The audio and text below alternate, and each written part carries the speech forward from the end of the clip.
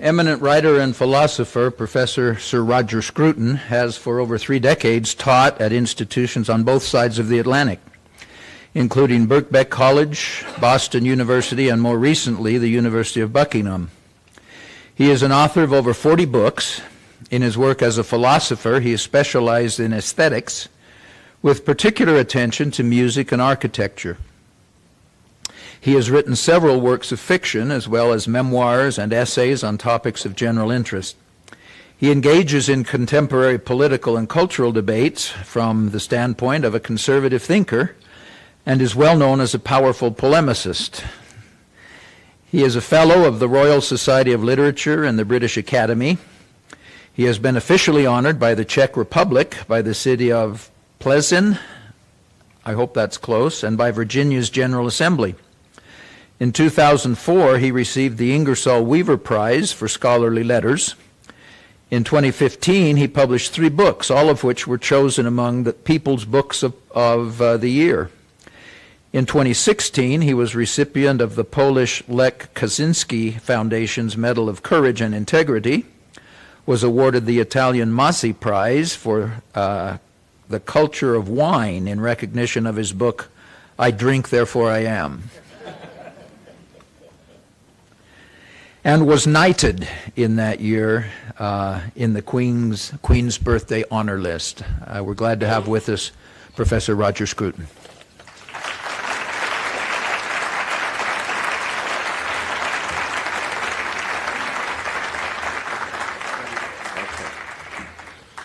Well, as you heard, that was on the verge of becoming a list of my sins.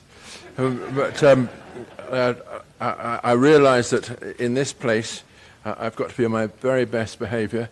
So I shall begin by thanking the Wheatley Institution, and Richard Williams especially, for inviting me, and for thinking about this important question. Let me see if I can make this work. The question of what these 3 great concepts really embrace and what they have to do with each other. Richard Williams got in touch with me saying, look, you're an expert on aesthetics, and we here in the Church of Latter-day Saints, we believe in the beautiful, the good and the true, but we don't know how to say what we believe. And you have been working all your life on this, so you should come and tell us. All I can say at this point is that perhaps because I've been working all my life on this, I don't know how to say anything about it. Always I come back to questions. And the only benefit of having thought about these questions for so long is that there's a certain clarity in asking them, but no further clarity in answering them. Now that shouldn't depress you, because in a true philosophical approach to things, it is the clarity of the question in the end that really matters, because that enables you to fit the subject matter into your own life and make the decisions that you have to make about it. Now, so let me say a few things about art and truth, first of all. The Enlightenment, by which I mean that mass of thinking and idea-mongering that began in the beginning of the 17th century and went on through to the beginning of the 19th.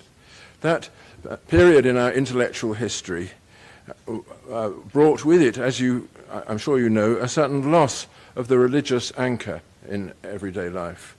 Maybe in this part of the world that loss was not felt so much.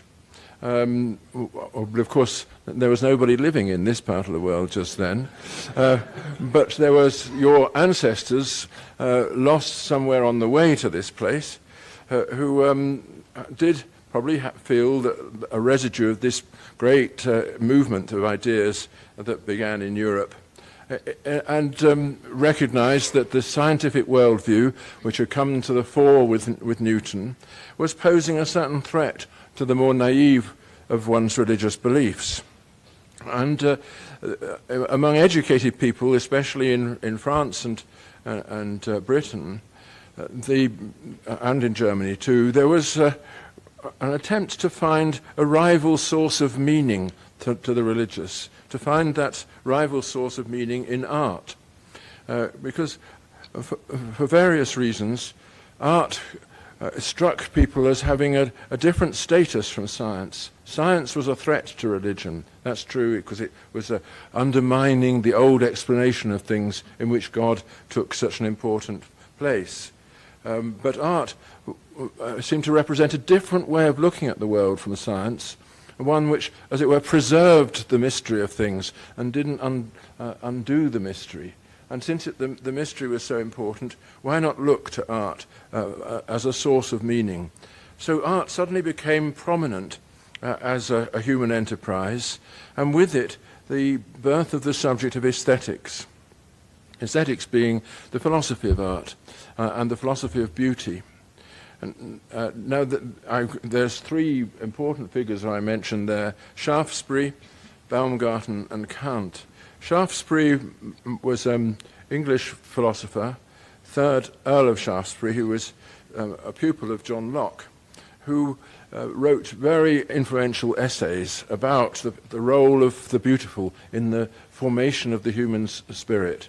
He was an educationist and somebody who felt that it was his duty to draw the attention of his contemporaries to the complexity of human life and to the consolations that we find in human life. And beauty is one of them. He was very influential, though his theories are somewhat all over the place. Baumgarten was the person who invented the word aesthetics as the name for a discipline. He wrote a book called Aesthetica, which was about the art of poetry. Aesthetica, aesthesis is the original word. It's a Greek word, as I'm sure many of you know, for feeling. We have it in our word anesthetic. And the burden of his book, Aesthetica, was that poetry communicates truths about our condition, but communicates them not through abstract thought, but through concrete feeling. And that therefore it's a different kind of truth, and it has a different role in our lives and a different value for us. So he began the whole enterprise of distinguishing the artistic way of looking at the world from the literal-minded and possibly scientific way. And Kant, who was much influenced by Baumgarten, took this up and wrote the first systematic work of aesthetics. So these great thinkers raised the question, what do we learn from art? And is what we learn from art a kind of truth, a truth that we perhaps couldn't learn from any other human activity? Well, for a start, art is not one kind of thing. There is abstract art and representational art. Abstract art is like music or like abstract painting, abstract sculpture.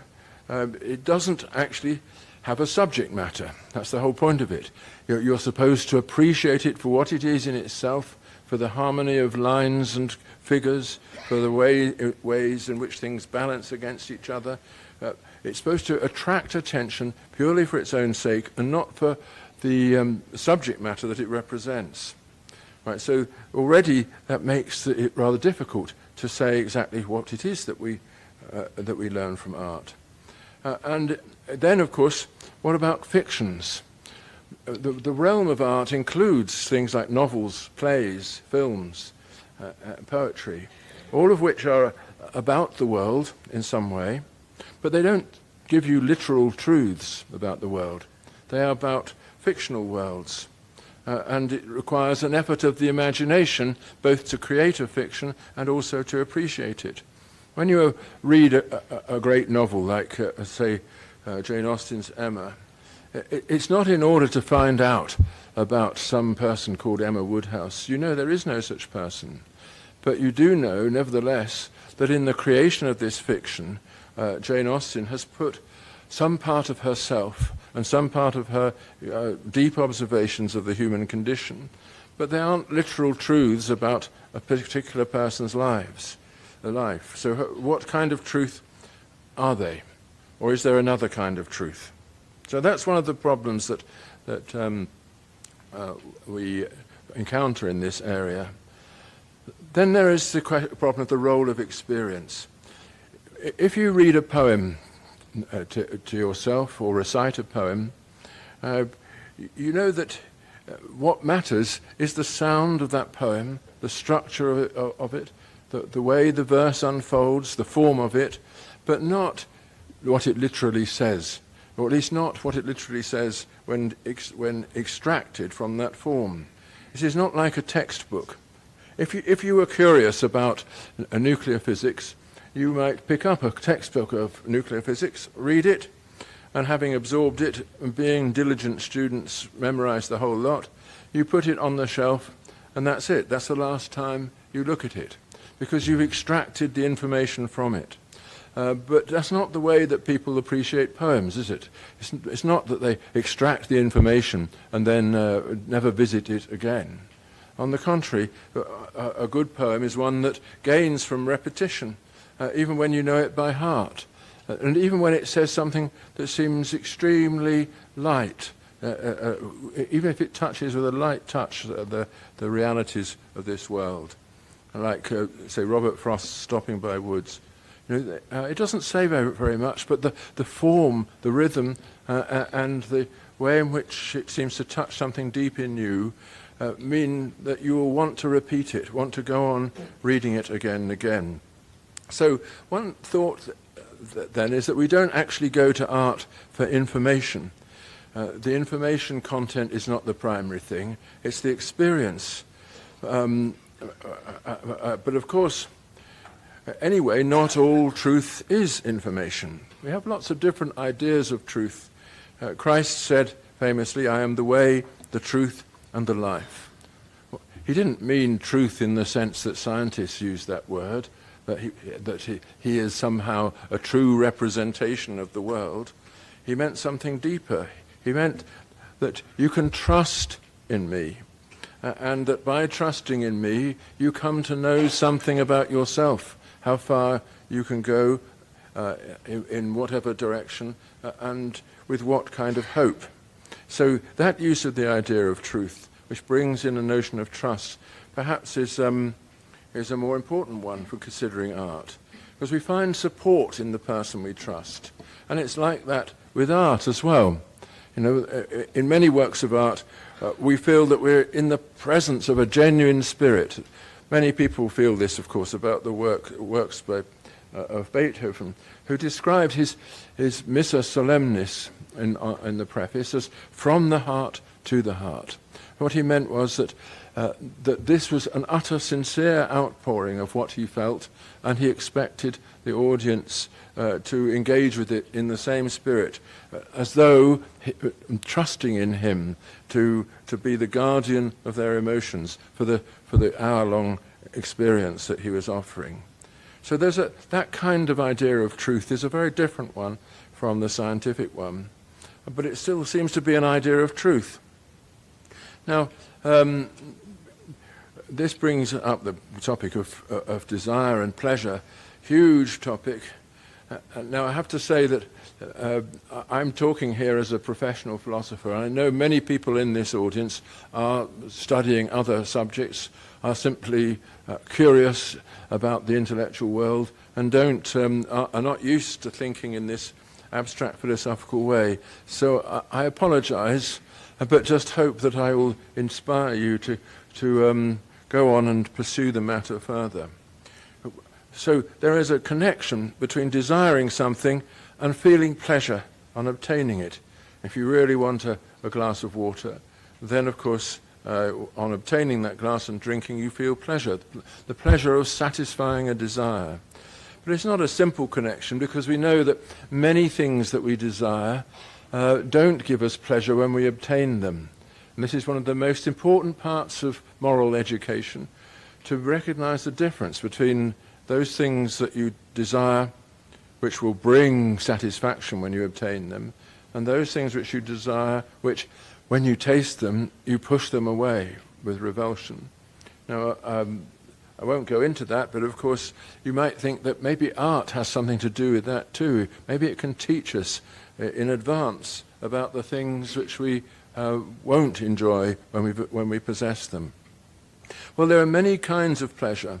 There's pure sensual pleasure, like you sink into a hot bath at the end of the day. This is a pleasure of the senses as the warmth spreads through your body. It doesn't tell you anything about the world. It's not based on any kind of thinking. But it's the kind of pleasure that animals have. But we also have intellectual pleasures, pleasures which come from thinking things.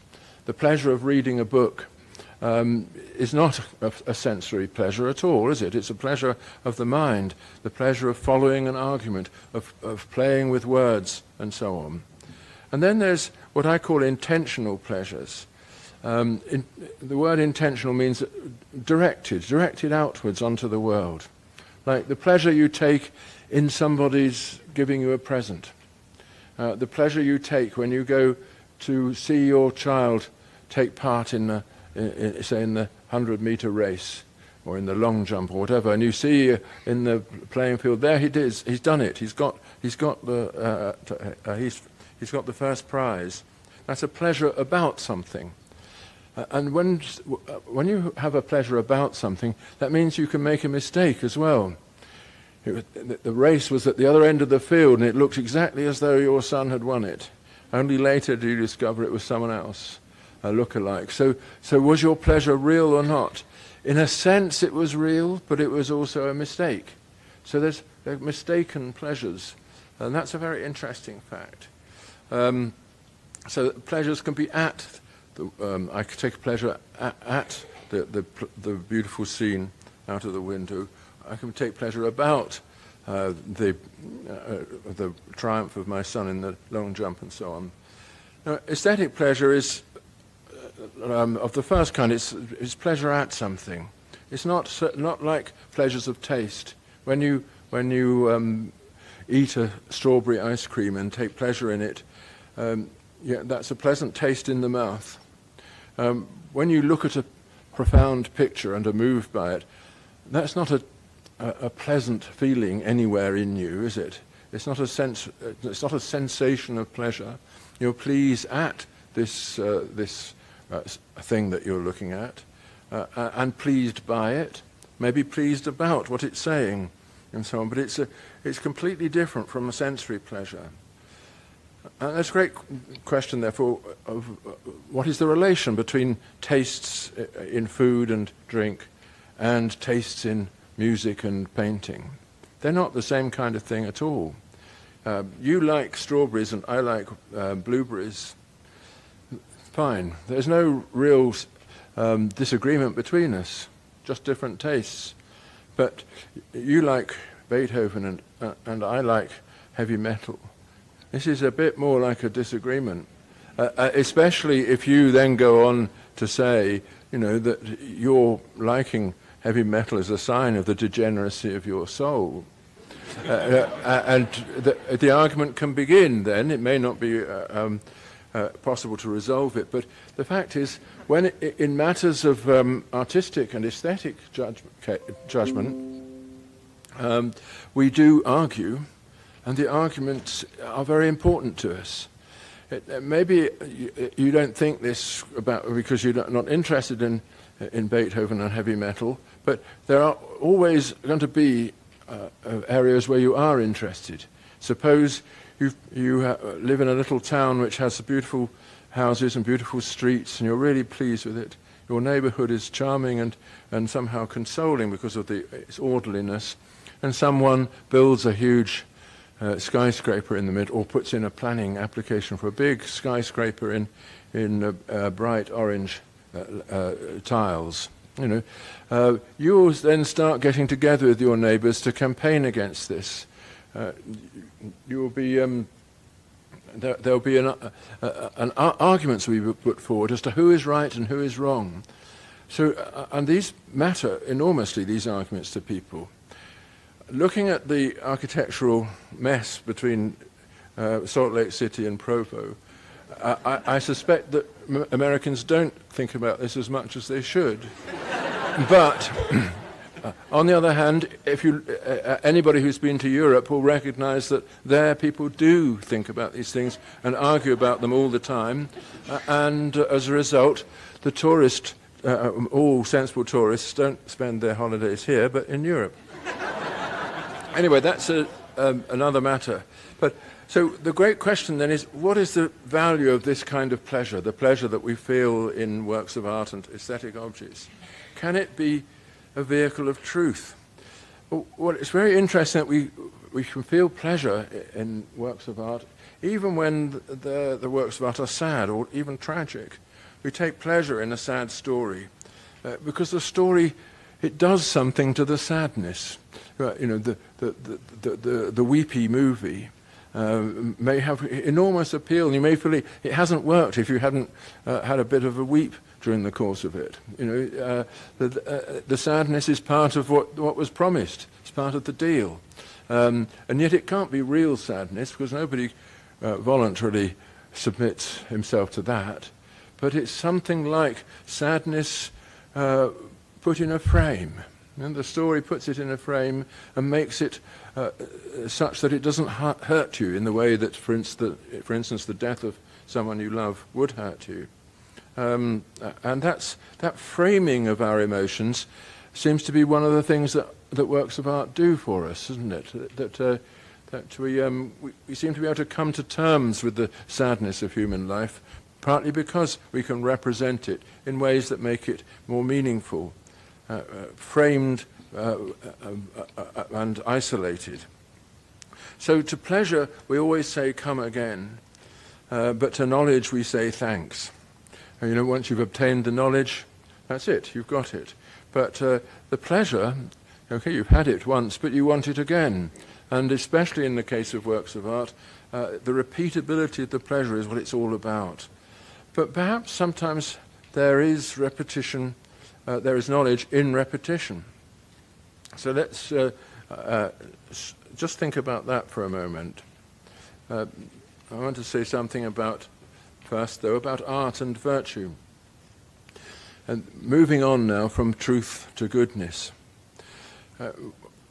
What is the moral value of art?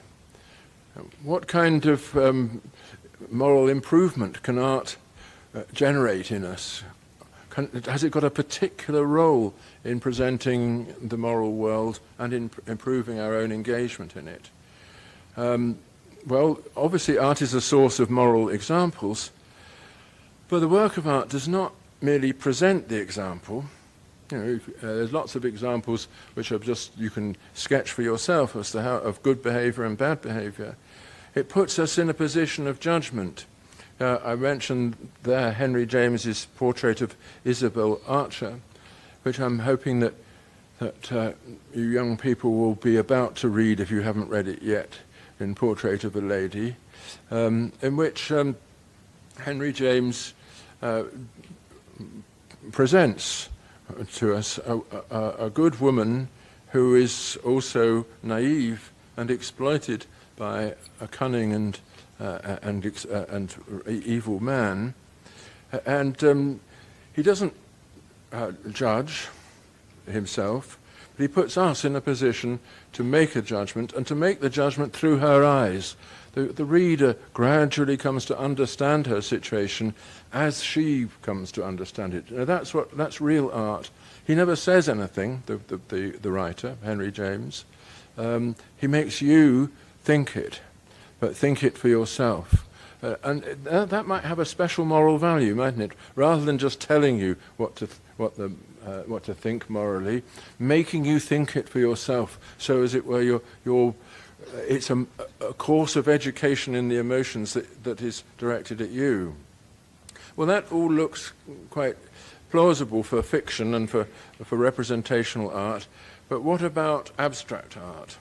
People think that abstract art which doesn't have a representational content, can also have some kind of moral value. That's what Beethoven was saying about his Missa Solemnis, what many people say about music generally, that it is telling us something about our emotions by leading us to feel at second hand, so to speak, what those emotions are. There's a kind of emotional education going on there too.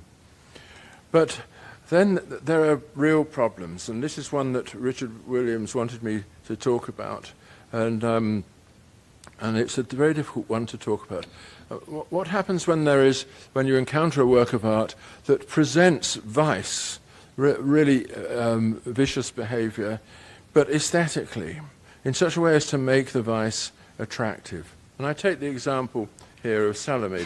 Here is the problem, as you remember, of Salome, the story of the daughter of Herodias who danced before the king, or well, did she or didn't she? But anyway, she coveted the head of John the Baptist, perhaps because her mother had put her up to it, and finally persuaded the king to give it to her. In other words, to kill the prophet whom he had been reluctant to do up to that moment because of his manifest holiness. Well, this was made into a play by Oscar Wilde, a rather clever play, and then that was set to music by Richard Strauss. And his music is full of a kind of distraught lasciviousness, but it's very beautiful and seductive. I won't play it to you. I'll leave it to you to encounter it. It's all over YouTube, of course. And this music kind of brings you to Salome's side. You feel that somehow she's in the grip of an emotion that she can't deal with. She's got to satisfy it. But as represented by Strauss and Oscar Wilde, Salome goes the whole hog and takes hold of the head and kisses it. And here's the kind of thing that you see in modern opera productions. Modern opera productions are designed specially to be offensive to members of the Church of the Latter-day Saints. So don't worry, they're usually much worse than this. But here is Salome having sung her incredible aria of sensual ecstasy over the severed head of John the Baptist, seizing it and kissing it in this unacceptable way. Well, most people would feel that's going too far. In fact, people did feel that it was going too far, and this opera did have quite a bit of trouble in its early life, but now it's part of the repertoire. And yet it seems to take a kind of ghoulish pleasure in utterly perverted behavior, and the music seems to put that behavior in a kind of enchanting light, because the music is drawing you in all the time. You find similar things in other works of art of the mid to late 19th century, art that rescues evil by making it seem beautiful. Baudelaire's Fleur du Mal, which I'm sure some of you who are doing French here will be reading and studying, is a very good example of this. He takes the excesses and the degeneracies of life in the modern city and looks for a meaning that lies concealed within them. And he does this through incredibly powerful imagery and beautiful verse forms that make it look as though there is a spiritual meaning behind all this that redeems it. The spiritual is revealed, even though what is described, it denies the possibility of the spiritual. It's as though by denying things in the right way, we can affirm them. And I think that's what Baudelaire himself thought, that often people have described him as a Christian poet precisely for this, that he rescues from the heart of corruption and despair that little germ of spiritual purity which lies in the imagery of his verse, and which we take away and then can, as it were, make to grow within us. Not sure whether that is true, but it's an interesting thought. In Shakespeare, of course, there's a lot of evil, the evil of the character of Iago in Othello, and also Macbeth, who is a self-doubting evil man. But it's straightforward that Shakespeare doesn't expect you to be on their side in any way. He certainly doesn't do a Salome on them, although at a certain point there is a lot of sympathy for Macbeth. And Milton's Satan in Paradise Lost is another very important example of an evil character who is so portrayed by the verse. The verse is so powerful that you cannot fail to be on his side. His wounded pride is something you immediately identify with, and you come to see that there's a kind of nobility about it. And this is what the verse is doing. Is this an immoral verse, therefore? It's bringing you to the side of Satan. Blake, in his illustrations, seems for the Paradise Lost, seems to think that. Right. So there's some other examples I give you there. Claggart, the bosun in Herman Melville's Tale of Billy Budd, another one that you're probably about to read, made into a brilliant opera by Benjamin Britten. And then there's Dmitri in The Brothers Karamazov by Dostoevsky. What do we think about him? Is he just confused? Or are we being, again, brought in to the world of a character who is unable to make moral judgments for himself? And aren't we also perhaps confused as to whether we can make those judgments? So one of the questions that arise here is what is the distinction between moral art and moralizing art?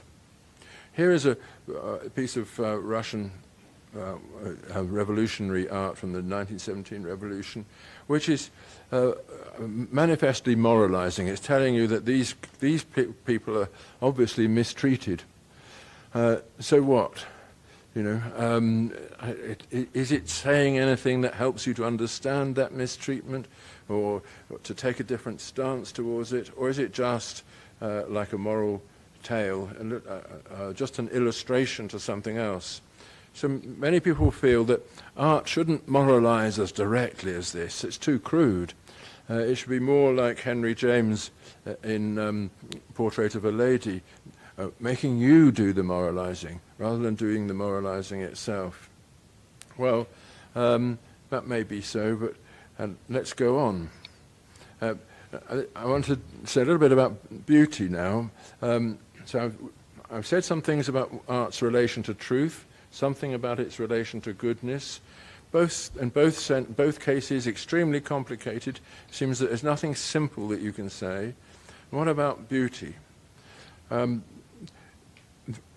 There's a certain kind of habit that arose, especially in the late 19th century, connected with people like Oscar Wilde, of putting aesthetic values first, saying that these are the things that matter. Wilde famously said, in matters of the greatest importance, it is style and not sincerity that counts. And he lived his life, or at least pretended to live his life, as though that were his guiding principle, to be elegant and soothing to the eye, but and to ignore all those simple, old-fashioned moral values which got in the way of that. But he didn't, in his works of art, he didn't think that. But to put aesthetic values first is, or might be, a kind of immoralism. Osmond, who is the husband of Isabel Archer in The Portrait of a Lady, is somebody who really does put aesthetic values first. And his delight in collecting beautiful things and living this aesthetic way of life has led him to into great pecuniary need. He needs money, and she has money, so he marries her in order to get hold of that money, and also in order to collect her, because she was beautiful too. So he collects her as a beautiful object, but doesn't love her.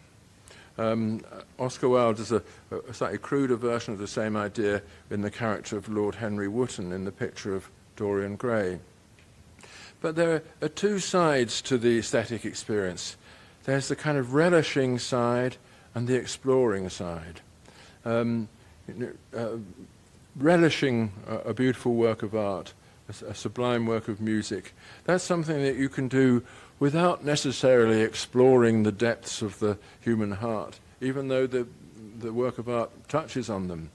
And perhaps this kind of aestheticism means forgetting the cognitive dimension of aesthetic pleasures, that they're not just sensory pleasures, they're not just pleasures in the way you experience things, they're also directed towards a vision of the world.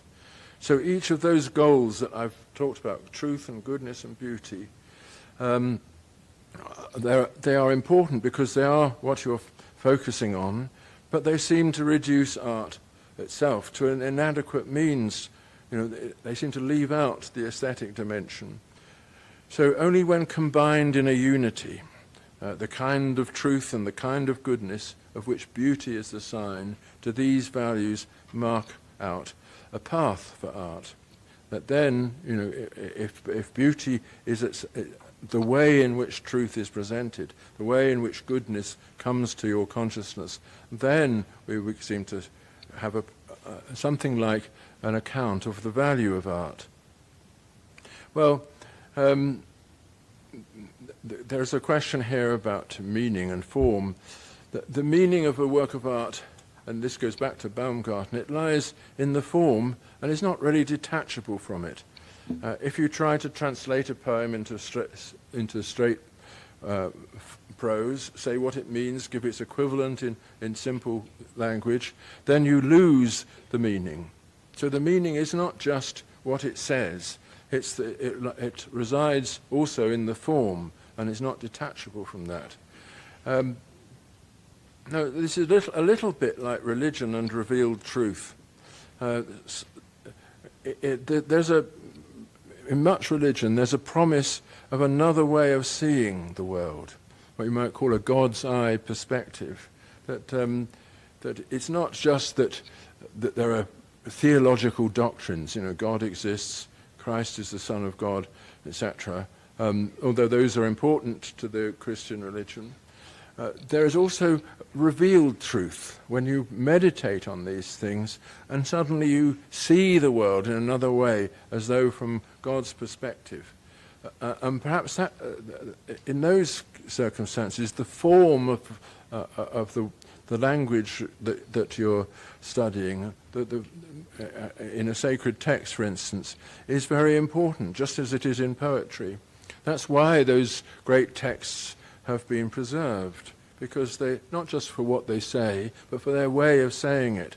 And again, in religion too, as in art, repetition is very important. You repeat the service every week. A prayer, like the Lord's Prayer, you say it every day. It's not. If somebody said to you, "What a waste of time," you said it once. Why say it again? You know what it means. You know the words. What's all this about? You know that that's not what prayer is for. Prayer is about putting you back into the relation with God that you're constantly slipping out of, and therefore it demands repetition. And there are truths that have to be rehearsed if they are to be owned. To know exactly how to feel something, what to feel towards the world around you. You might feel you know it one moment, but you've lost it the next. And getting the right words helps you to recapture it. So that idea of revealed truth that comes to you through repetition, as in prayer, is a bit like the aesthetic experience as I've been describing it. Perhaps it gives you a secular version of revealed truth. That's what people like Nietzsche and Wagner thought. And they went further and thought that actually art could therefore be a substitute for religion. That's what we really should be now devoting ourselves to. We have art, as Nietzsche says, so as not to die of despair. That our art is still there, giving us this meaning, even when we've lost faith. Now, I won't talk about that, but just to finally, some thoughts about the intrinsic values of art. Poetry and plays and paintings, they present imaginary worlds. So representational art gives us an opening onto the world of the imagination. And they all rescue their subject matter from a purely instrumental conception of its significance. Things portrayed in art are not portrayed as useful. They're portrayed as interesting for their own sake. So they're rescued from their instrumentality. And that's why every illusion matters. The image is a distillation of the thing depicted. And poetry and painting work in the same way. Here is a landscape by Van Gogh, which everybody knows probably. That the brush strokes there imbue the landscape with an observing consciousness. They are marks of the moral being for whom this is not a thing, but a vision. To absorb that, you recognize that it's a very long way from the way a field of wheat with a flock of rooks above it would look. But nevertheless, it says restart required. It's referring to me. So, right, I'm restarting. It doesn't look in any way realistic, but somehow it has a power that it wouldn't have if it was wholly realistic, because the brushstrokes of the painter imbue that landscape with his own soul. And it's as though the imagination of the painter had reworked the thing that he's painting, so that it isn't just the thing, it's also that thing distilled into his own consciousness. So in the imagination, we are thinking about absent and non-existent things, but the consciousness involved is a creator of its own object, as in that case of Van Gogh. The imagination is something that we can will. I can ask you to imagine some things. I should say, imagine a field of wheat. You won't be able to imagine it like Van Gogh did, but nevertheless, you will summon it up in obedience to that order. And that is an interesting thing. And through the works of imagination, we bring distant things into close relation with each other. That's what we do in figures of speech in poetry. We're bringing things into relation with each other. And with the brushstrokes in the painting, we're bringing a human action in relation to a landscape. And these imaginary worlds that we create can strike us as true or as false. And I want to contrast that Van Gogh with a painting by Thomas Kincaid. This is one of his visions of paradise. This is a controversial painter, as you know. Van Gogh died in poverty. Kincaid died leaving $53 million and died of drink. And was, I think 1 in 10 American households have a Kincaid above their mantelpiece, because it's a soothing thing that for some people this is a vision of what painting should be. It's much truer to the appearance of things than Van Gogh, but there's a question about it. What is that question? Many people say that there's a falsification behind this kind of painting. I don't want to cast judgment on it, but just to say a few things about it. Why does this strike so many people as false? In one sense, it's truer than the Van Gogh. It's closer to the way things actually look. But the falsification, if it exists, is a falsification of the observer rather than of the observed. It shows a world presented through a veil of self-congratulatory sentiment. That's at least what the critic would say. It tells you that you're a good person and no further efforts need be made. Van Gogh is not telling you that at all. He's telling you that life is rough and you need to make efforts even to see this.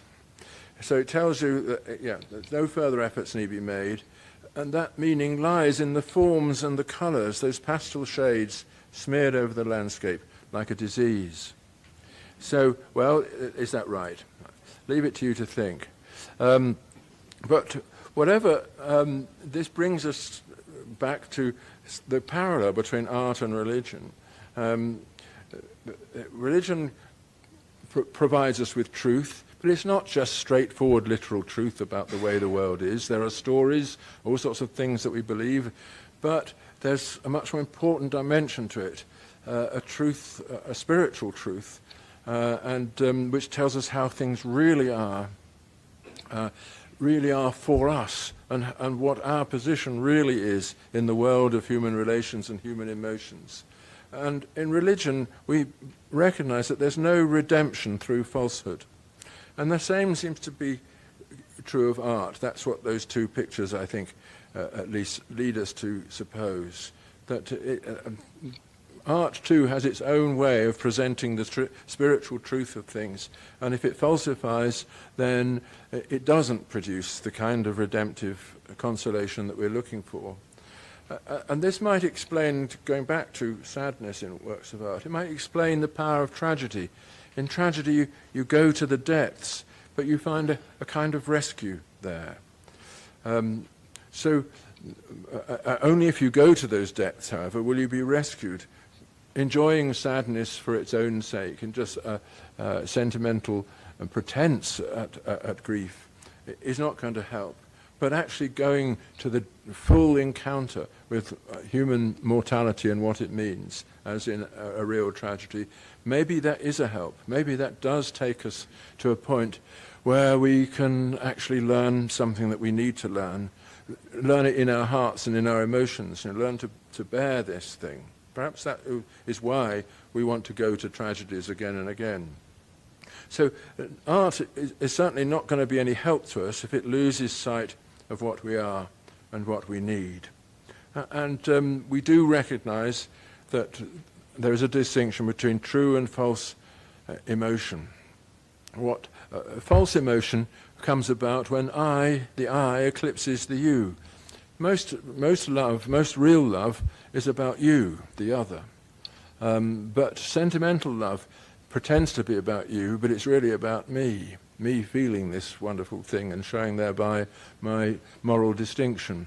You know, and we find that kind of sentimentality in art, and also we find art which challenges that sentimentality.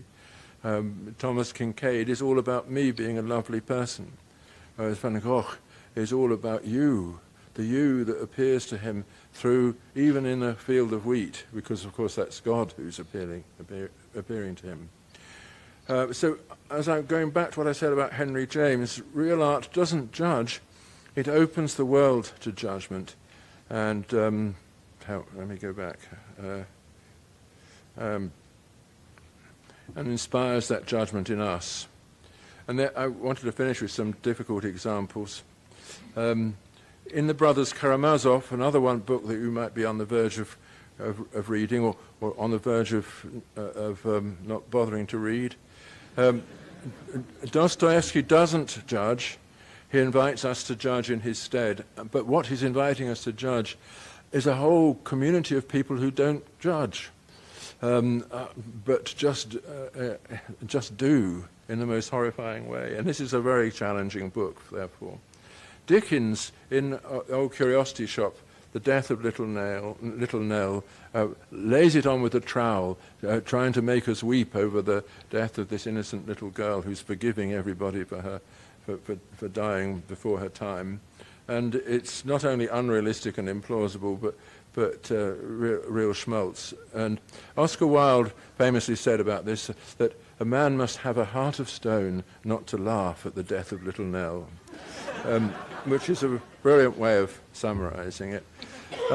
In the Salome case, though, this is a realization in imagined form of a grim state of mind, a really horrible state of mind, but realized without any negative judgment. That's the great problem, that this is music of sublime power, which simply happens to have been applied to this horrible situation.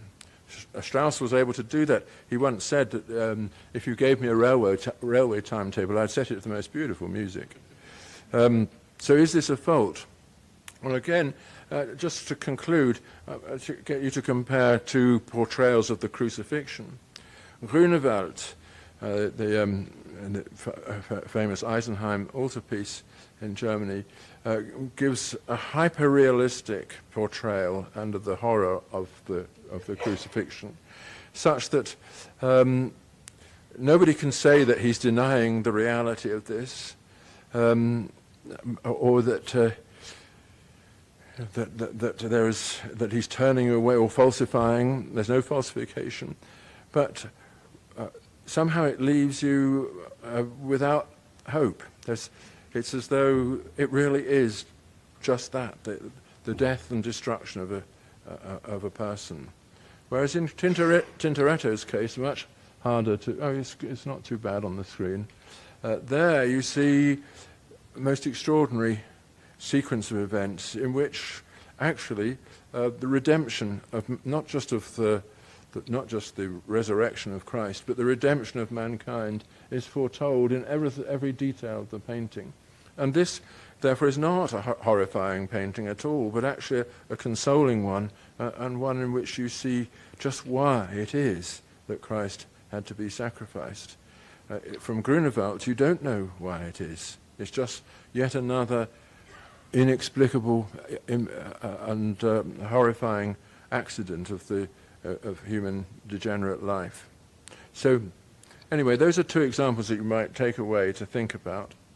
And I think I've gone on for long enough now. I can invite some questions. So, thank you.